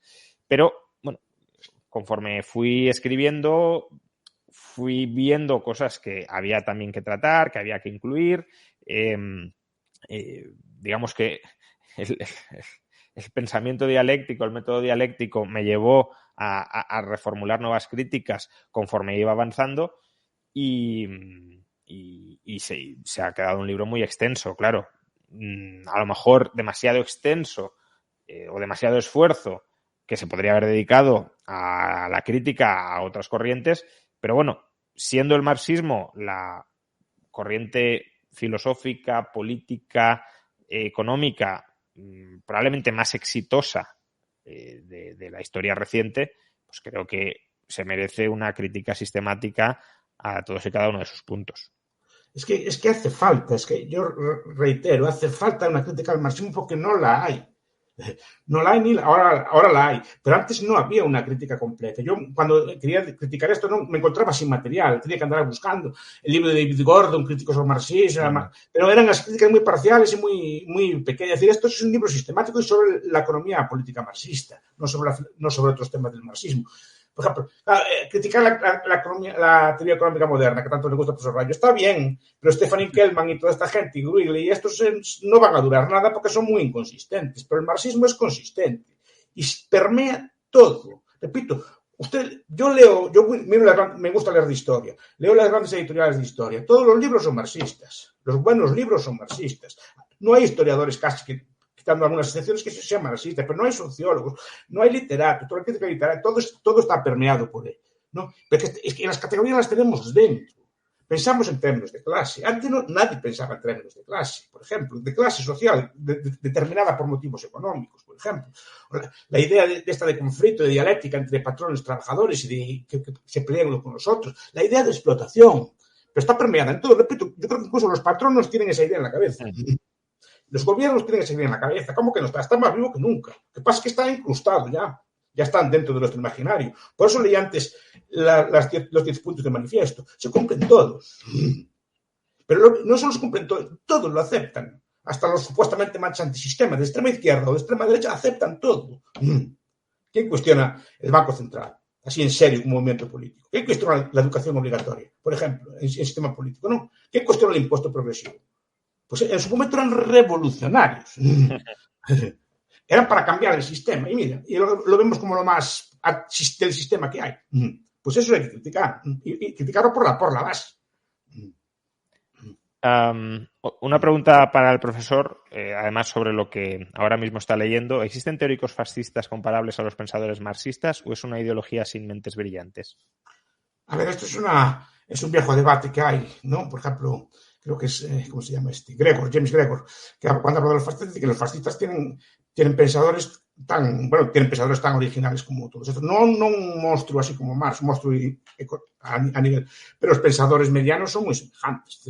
Más que no se conocen, es decir, a Farinacci, a Rothko, no, a Emilio Gentili, nadie los conoce porque perdieron la guerra de las ideas y aparte de la guerra mundial, pero eran pensadores de un nivel semejante a la mayoría del marxista promedio. Pero no, en principio no deberían desmerecer Van de Benoist o Benoist es un tipo así un poco, es muy interesante, a mí me gusta mucho leerlo, ¿no? Y sus antecesores, Julius Evola, René Guénon y todo esto, ¿no? Que son los que le gustan a él. Pero sí que, y además Benoist no es un fascista, estricto sensu. Porque dice que sí que hay pensadores. Y Gregor dice que sí, que es una ideología sin defender, obviamente no estoy defendiendo el fascismo, pero lo que dice que, bueno, es una ideología con el pensador medio del fascismo es semejante a otras ideas. Pasa que no se conoce. Damía Cantabrana, buenas noches, profesores. Primeramente, felicitarte por el libro desde las clases del máster en Economía UFM OMA, que lo esperábamos. ¿Cuál de las ideas marxistas te ha resultado más complicada? Bueno, dediqué bastante... O sea, si leéis el libro, sobre todo el volumen primero, veréis que hay muchas páginas dedicadas a la renta de la tierra, que luego a lo mejor no son aprovechables en ninguna otra parte del libro, pero ahí sí que dediqué bastante tiempo a tratar de sistematizar y de clarificar todas las combinaciones posibles que hacía Marx, y eso, bueno, me tomó su tiempo.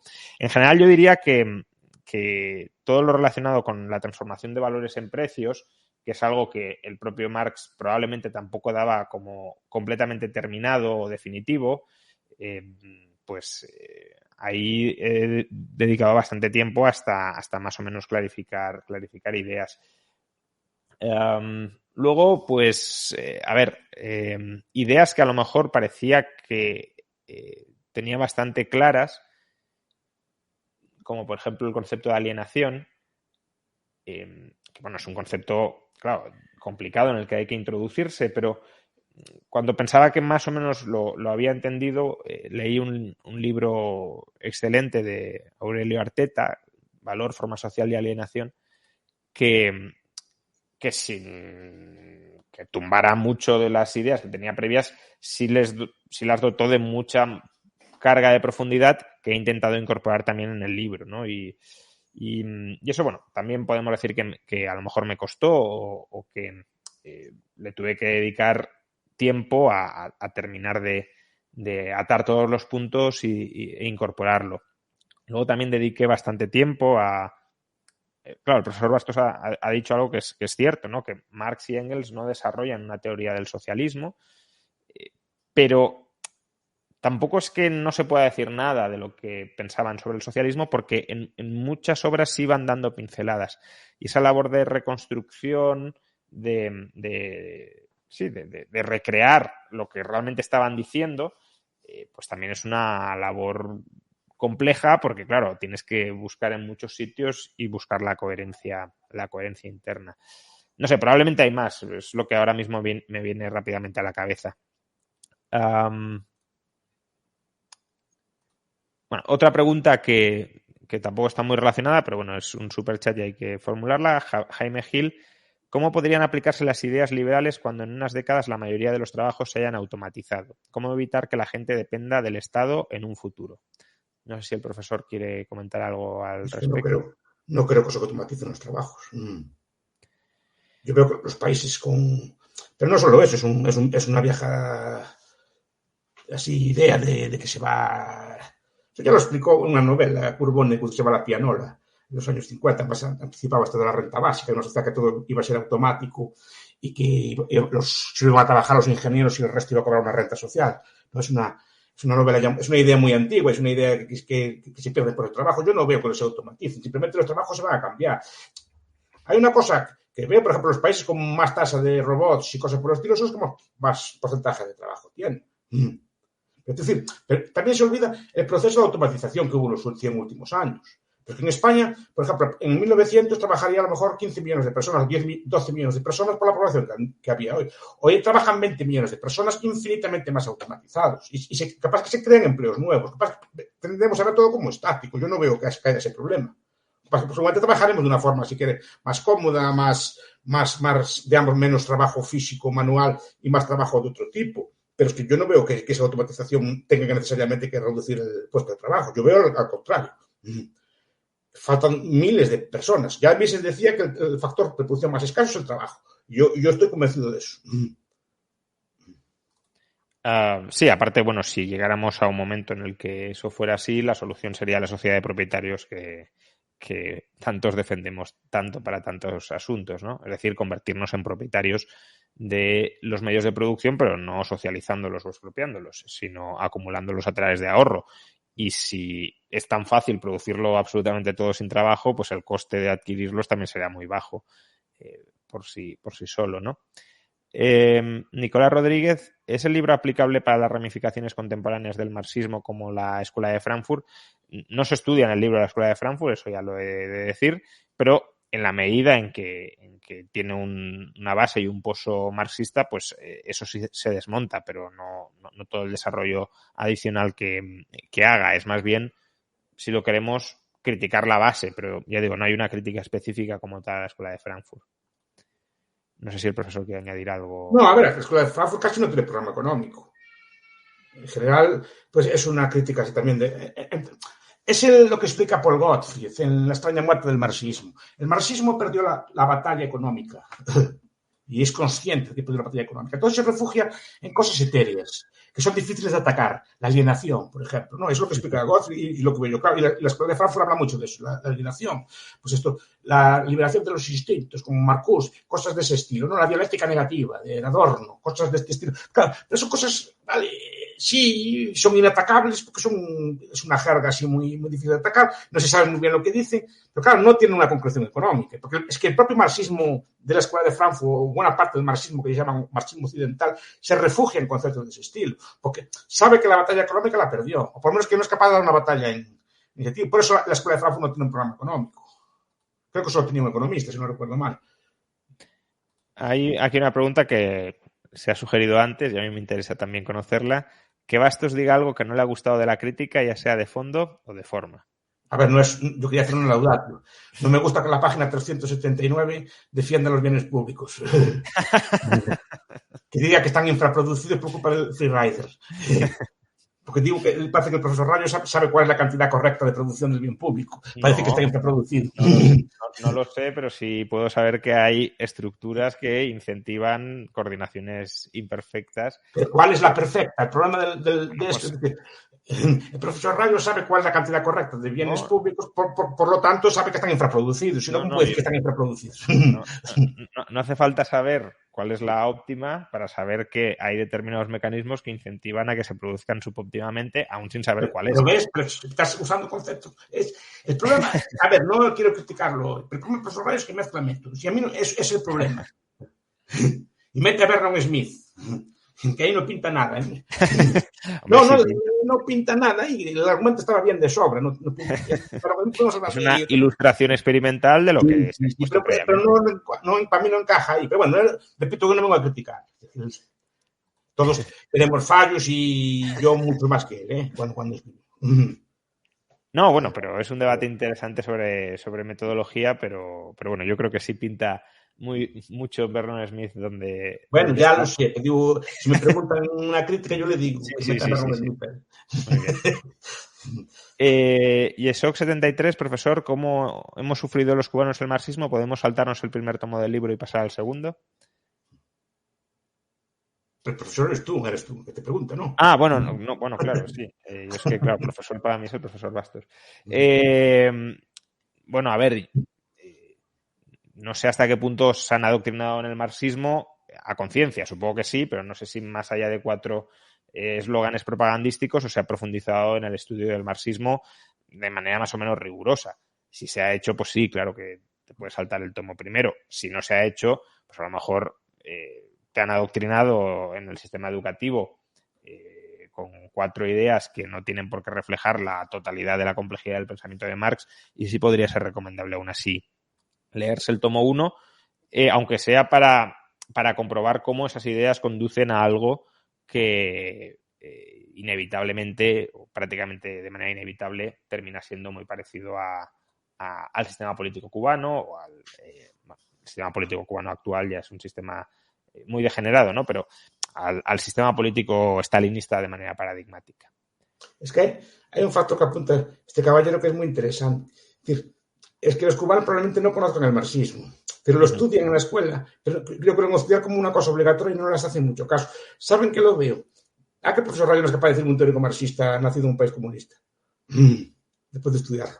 Es decir, los teóricos marxistas que estudia el profesor Rayo son todos teóricos de universidades capitalistas o del Occidente, donde pueden discutir. Pero por eso digo que me digan un teórico marxista nacido en la Unión Soviética, por ejemplo, de primer nivel, o has sido en Cuba. O sea, sí hay pensadores, lo que pasa que Sí que los hay, te digo, no son de primer nivel, claro. Pero no, claro, no, porque están esterilizados, claro. ¿Podrías poner en su sitio al de precios jurídicos por defender a deudores? No sé muy bien. ¿A qué se refiere? No sé, no entiendo la pregunta, lo siento. A ver. Bueno, esta ya. José Carlos Martínez, realizando mi trabajo de fin de grado de matemáticas sobre aspectos analíticos de la teoría de juegos, me he encontrado con el tema del precio de la anarquía. Se habla no sé si en el liberalismo o en el libro de esto, si es así, ¿dónde? En el libro no se habla como tal de esto, aunque sí hay una discusión, una reflexión en el epígrafe 2.1 del segundo tomo, comparando los sistemas centralizados y los sistemas descentralizados a la hora de coordinar a los agentes y de tomar decisiones. Y ahí, en parte, hombre, no se utiliza el concepto de precio de la anarquía, pero en parte estaría implícito ese concepto, aunque ya digo, no es generalizable a todas las situaciones, ni mucho menos. En el liberalismo, pues, la verdad que ahora mismo no caigo en un autor liberal que haya tratado de manera más o menos sistemática la teoría liberal desde la perspectiva de la teoría de juegos y aplicando pues estos problemas de coordinación social desde la óptica de la teoría de juegos. No sé si el profesor Bastos tiene alguno en mente. Pues a lo mejor David Friedman, la teoría de los precios. Sí, pero no al nivel de coordinación social a través de teoría de precios. Yo creo que eso es más casi teoría... Porque el austriaco el precio es un precio de coordinación. De hecho, el sistema de precios es el que coordina, digamos, los factores de producción y coordina Sí, no, pero aquí se refiere a la ineficiencia relativa, bueno, o a la diferencia de eficiencia entre sistemas de planificación centralizada y descentralizada, analizado desde el punto de vista de la teoría de juegos y con equilibrios dentro de la teoría de juegos. Vamos, dentro de la escuela austríaca no se suele modelizar. Esos juegos no le gustan, solo le gusta al profesor Reich. Yo creo que es un problema con estas cosas de la escuela austríaca que no lo haga. Se falta un equilibrio de Nash para redondear el libro. Yo creo que es un problema que no lo haga la escuela austríaca, porque además creo... No, es que hace bien. No creo que la teoría de juegos es una herramienta praxeológica que no sé por qué la escuela austríaca no reconoce como propia, pero es verdad que los autores austríacos se han desentendido de y hacen bien, porque el teoría de juegos nace en la RAND y nace para explicar juegos de guerra. No nace para explicar precios ni cosas por el estilo. Es el juego del gallina, el juego del prisionero, el Kriegspiel. Son juegos que se establecen allí, todo está von Neumann, Morgenstern. Pero es que Morgenstern es alumno de Mises. La conexión no es el mejor en ese aspecto, ¿no? Todos estos elaboran allí juegos de guerra. Y después esos juegos los aplican Nash y esta gente, todos los aplican después a la economía, intentando hacer juegos con ella. Eso no se juega, la economía no se juega, se practica. Bueno, pero es que teoría de juegos... Pues no me gusta. Es lo que otro debate, no es por meter debate, sí, y no tenemos tiempo. Voy un poco rápido porque hay algunas preguntas todavía y querría responderlas. Sergio Botero se dice que los políticos aplican el marxismo no porque realmente crean que es la panacea, sino porque así justifican el aumento de poder al que son adictos y abuso contra los gobernados. ¿Qué opinan? Bueno, yo diría que, claro, desde un punto de vista de un marxista, los políticos no aplican el marxismo porque no hay ningún sistema político que hoy, sobre todo en economías desarrolladas, podamos llamar sistema político marxista o un estado de corte marxista. Bueno, podríamos decir que el capitalismo es un estado, un modo de producción marxista en la medida en que forma parte de la teoría de la historia tal como la consigue Marx. Pero vamos, como un sistema socialista a la Marx no existe en Occidente. Eso te diría un marxista. Ahora, lo que decía el profesor Bastos es que sí se han dado pasos que Marx recomendaba dar o exigía dar para establecer un poder absoluto del Estado y que a partir de ahí se puedan centralizar los medios de producción y planificar centralizadamente la economía. Y en ese sentido, pues claro que los políticos pueden ser más o menos adictos a ese tipo de medidas, no porque busquen el bien universal, sino porque tienen un interés muy directo en incrementar su poder. Para un marxista, el Estado para un marxista de Marx, no para los marxistas posteriores, el Estado es una especie de comité ejecutivo de la burguesía. Es una especie En el capitalismo sí, desde luego. ¿Qué? Esa es la teoría. Después, claro, lo que pasa es que los políticos modernos democráticos tienen más o menos las ideas que tiene el común de la gente. No es que apliquen el marxismo, que son marxistas, todos somos marxistas, queramos o no, en buena parte de nuestras categorías. Entonces, aplican lo que saben. Pero repito, yo veo el discurso de la supuesta derecha española y habla igual que la izquierda, un poco más moderado, un poco más, no vayamos tan rápido, pero básicamente el discurso es aceptan el mismo marco mental. Y hablo de toda la derecha, no es de tú. Ahí nos difieren en grado, pero no en esencia. Mateu pregunta, doctor Rayo, ¿hasta qué punto diría que la crítica del libro es filosófica, económica o política? Hombre, es esencialmente económica, porque yo soy básicamente economista, pero también tiene derivadas filosóficas y políticas en varios puntos. De hecho, por ejemplo, el capítulo 7, al que ya me he referido antes, es un capítulo, tiene algo de economía, pero es sobre todo un capítulo filosófico y político. Es una crítica al socialismo desde la perspectiva filosófica y política, no también económica, pero no esencialmente económica. Pero bueno, la mayor parte del libro es lo que hoy llamaríamos economía, dentro, eso sí, de la visión completa de la evolución de los modos de producción históricos de Marx, ¿no? Pero es lo que hace falta. Una crítica económica, es lo que no había. Otro tipo de críticas más o menos las había, pero críticas económicas sistemáticas no las había. Y creo que hay que meterse por ahí, porque además para el marxismo es un materialismo. Entonces, es todo lo basa en la economía. Si le ataca a la economía es donde hay que darle, no en la superestructura que dicen ellos. Sí, la base del movimiento de la historia es la producción, ¿no? Jorge Díaz Rodríguez, su inmersión en el marxismo para escribir el libro le ha hecho titubear en algo respecto al liberalismo en general o a la escuela austríaca en particular.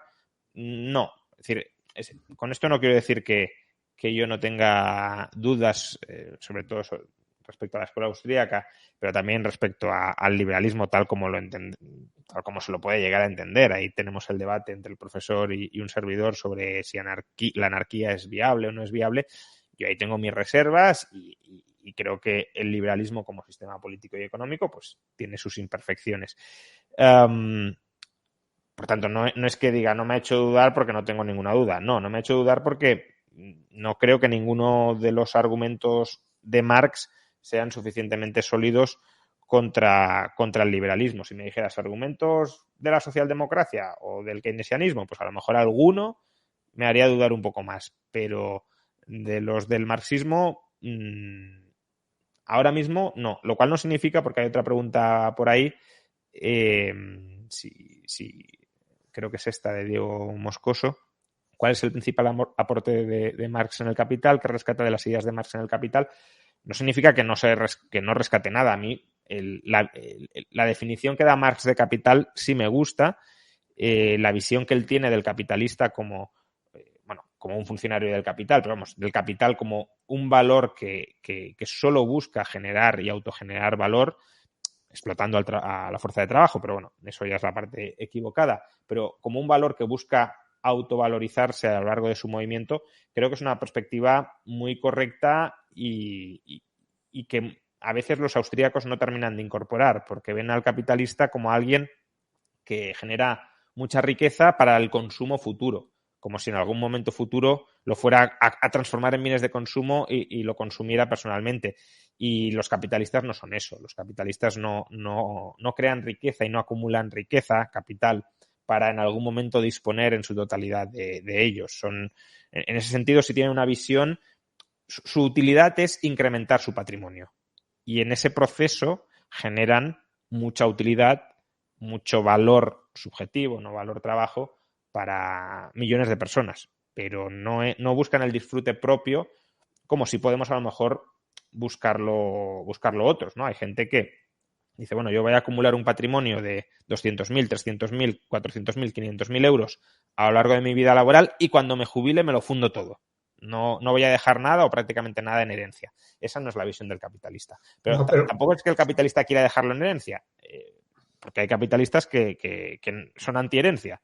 Lo que quieren es en vida incrementar su patrimonio todo lo que pueda. No, pero lo que dice el profesor Reyes es correcto. Pero yo creo que sí que el capitalista también mejora su nivel de vida. Precisamente, sí, claro. Pero que el patrimonio que tiene no es para gastarlo. pensemos en el victoriano, que me gusta a mí tanto, que vive del interés, ¿no? Sí. Si 1000 rentan 100 y 100 rentan 10, ¿vale? Consume solo los 10 y el resto lo reinviertes siempre sistemáticamente. Pero cada 7 años duplicas su nivel de vida. Sí. ¿No? Es Sí, decir, que sí. no necesariamente... No, pasa que no toca el principal, reinvierte el principal, como el cuáquero, que me gusta a mí tanto. Los cuáqueros que me gustan a mí tanto que no tenían prohibido el consumo, el lujo, no podían gastar. La religión se lo prohibía. Siempre reinvertían. Así que eran grandes emporios de chocolates o de cereales, porque tenían prohibido el alcohol y otros negocios. Pero siempre era un proceso de reinversión sistemático, por eso se ponen de ejemplo también tantas veces, ¿no? Uh-huh. Pero sí que mejoran su nivel de vida. No solo es que vivan solo frugalmente. Incluso en ese proceso de austeridad, a medio plazo van mejorando su nivel de vida. Felipe Azcárraga, que ya ha leído algo del libro, dice su crítica a la TSSI, al sistema temporal, la siento insuficiente debido a que ellos parten de una economía en desequilibrio y usted los critica porque no asumen el equilibrio y basa toda su crítica en esto. No es exactamente así. Ellos es verdad que no parten de un concepto de equilibrio general, eso es cierto, pero ellos mismos reconocen que el problema de la transformación solo se resuelve en la medida en que el sistema de precios de producción originado a partir de los valores reproduzca las relaciones de producción subyacentes. Si se alteran esas relaciones de producción subyacentes, no estamos transformando valores en precios. Estamos adoptando precios de otros valores distintos. Si eso es lo que se pretende hacer, no hay una solución al problema de la transformación. Lo que hay es una explicación dialéctica, si lo queremos, de cómo unos valores devienen precios de producción, como podrían haber devenido cualesquiera otros. Si lo que se pretende es explicar cómo los precios de producción sí van cambiando numéricamente, pero mantienen unas relaciones cuantitativas determinadas entre medios de producción y fuerza de trabajo, eso es lo que no hace. Entonces, si es una perogrullada o una digamos un truismo, ¿no? Algo en sí mismo cierto no está aportando nada. Si pretende ser una solución al problema de la transformación, no puede presuponer que hay un cambio en las proporciones de producción. Deirdre McCloskey afirma que Marx hizo las preguntas ciertas pero no obtuvo las respuestas correctas. ¿Qué tanto ustedes están de acuerdo? No, yo no creo que hiciera las preguntas correctas. Es decir, es un crítico social, es verdad.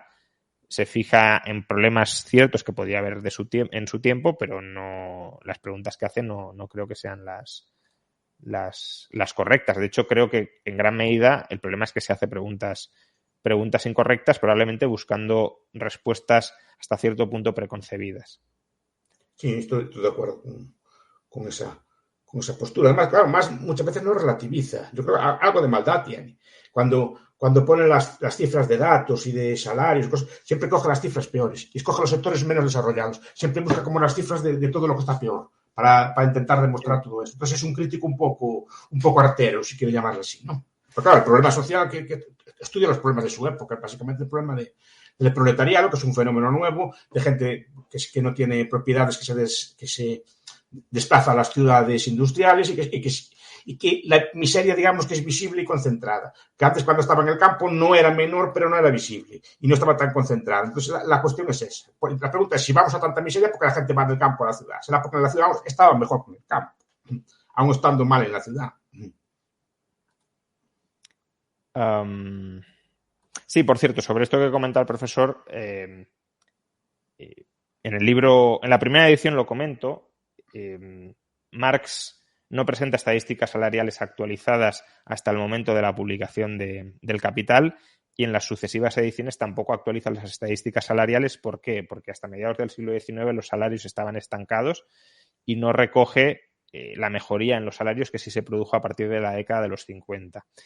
Y aparte, en la segunda edición, una de las partes más largas que he introducido es la crítica que le dirigieron a finales del siglo XIX dos economistas de Cambridge, mostrando que Marx había, no llegan a decir manipulado, pero sí hecho un uso muy sesgado y muy poco riguroso de las estadísticas laborales inglesas en las que fundamenta el capítulo 15 del volumen primero del Capital. Eso está en la segunda edición, en la primera no aparece, pero bueno, quienes compren el ebook, eso se actualiza automáticamente. Bueno, yo creo que es un buen momento para dejarlo aquí, porque más o menos hemos contestado todos los superchats y, hombre, podríamos seguir, hay más preguntas, muchas muy interesantes, pero bueno, ya son prácticamente las 12, me había comprometido con el profesor en terminar a las 11:30, ya nos hemos extralimitado un poco, pero bueno, muchísimas gracias, profesor, por habernos acompañado casi 2 horas en esta presentación del libro. A mí estas charlas me gustan, así es raro, me gusta tener así conversaciones de este estilo, que lo paso muy bien. Y felicidades por el supercomputador que dicen que tiene. A ver si resuelve el problema del cálculo. Dicen que iba a ser para resolver el supercomputador. Alguno más potente que este me parece que sería necesario.